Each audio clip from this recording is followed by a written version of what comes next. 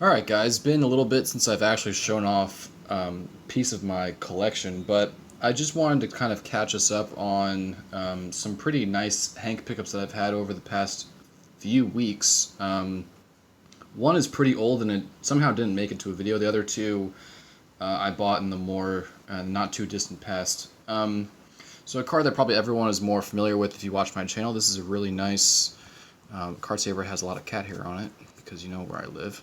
Really nice 1940 play ball Hank Greenberg. I bought this from a dealer who I recently became acquainted with on the West Coast, and he has a lot of stuff.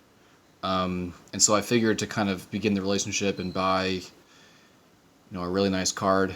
This will certainly be sent off to grade. This, to me, looks better than my 5.5. So I'm guessing 6 or higher on that one. Next, I'll show an item that I never knew to exist before I bought it. This is a postcard issued in the 40s. As you can see there is Hank and Joe DiMaggio, and it reads, "Baseball immortals Hank Greenberg and Joe DiMaggio bat the breeze instead of the ball while donning at London Chop House." So this is a postcard featured and advertised by a steakhouse in Detroit called the London Chop House, which I believe still exists, not maybe at 155 West Congress, but it does still exist and was postmarked in 1947. The dealer who I bought this from actually had 2 of them, and this one had just come in, so he knew that I was a Hank collector, and we struck a deal on this. And I had never seen this before. It had only sold that I could find on eBay one other time.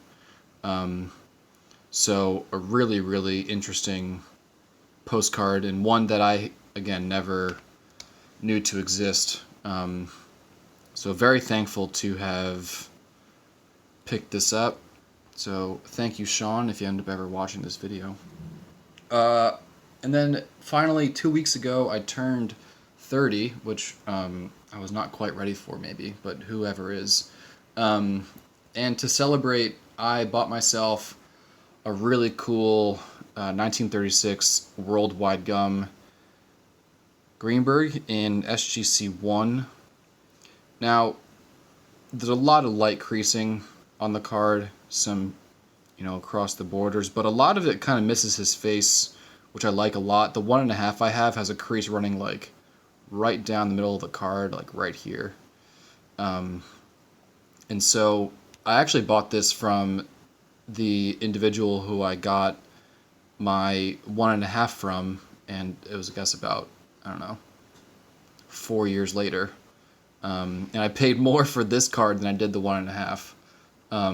But anyway, that's just kind of a sign of how Hank's vintage market has grown.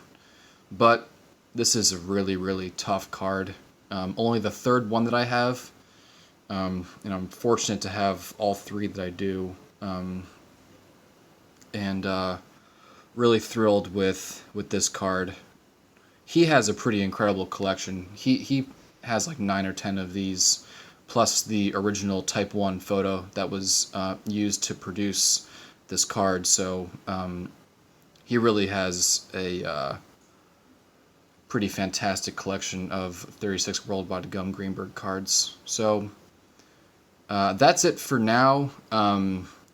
I have some interesting news to kind of catch the community up on, which I'll kind of go over in my next video, which will be in a couple of days when I do a SGC preview video.